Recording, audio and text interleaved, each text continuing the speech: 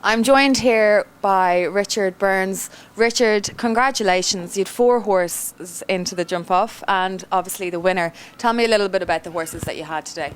Oh, well, thanks very much for the congratulations anyway, Aimee. Yeah, absolutely thrilled with the way the horses jumped and the way that they've grown from 6-year-olds to 7-year-olds. They've come back with more scope and they were always good horses. The winner is by VDL Arkansas. She's been a very consistent mare ever since the day her career began. She's qualified for Dublin every year as a 4, 5 and 6-year-old.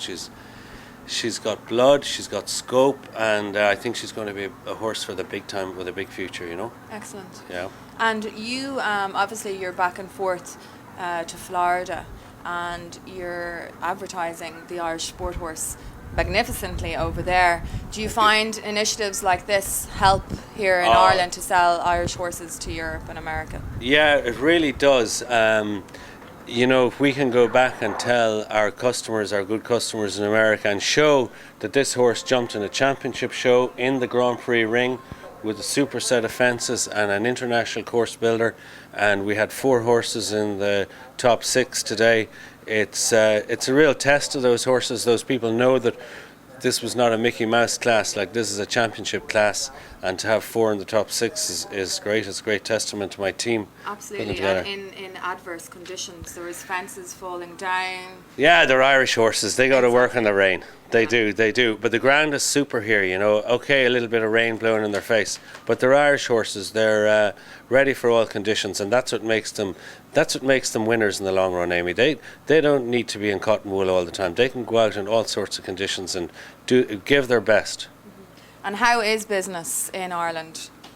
Business in Ireland is a bit sticky, you know, but business worldwide is good. I suppose the scarcity of good horses is the only thing keeping us back here in Ireland, and great to see the Irish Sport Horse helping us lift the game here, because that's what we have to do. There is a good market for those horses worldwide, and the limiting factor for the likes of me as a producer is finding the horses. Once I find them, there are customers there waiting for them, you know. And obviously, I've had a look at your website. You market yourselves very, very well. How important is that?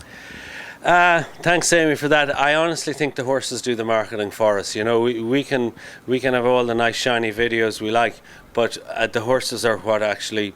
The customers for these top-end horses are very discerning. They're very experienced customers, and the horses have to be good. You know, there's no hiding behind. You can't.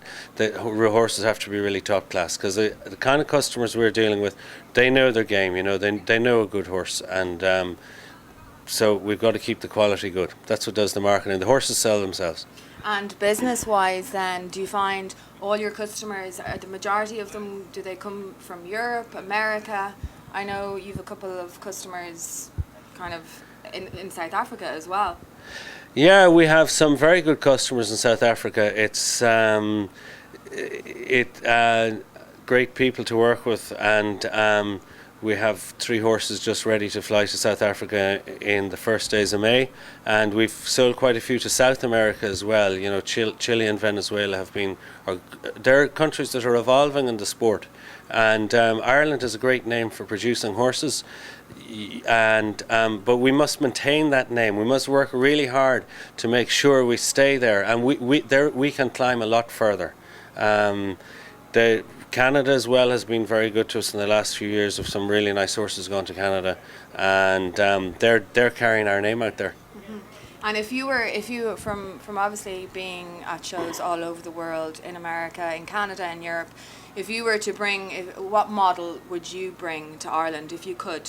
What would be the strongest one in terms of horse breeding and marketing and to improve the sport here? Yeah, I think that for us, one of the things that we come against is the ride of the horse. You know, the initial natural balance of the horse must be very good. The production of the horse is very, very important. I do believe there's a lot of good horses fall between the cracks from time to time by the production being rushed. You know, there's no panic on a horse. Our average customer doesn't want the horse until they're 8 or 9, until they've done all these classes and grown up with this system.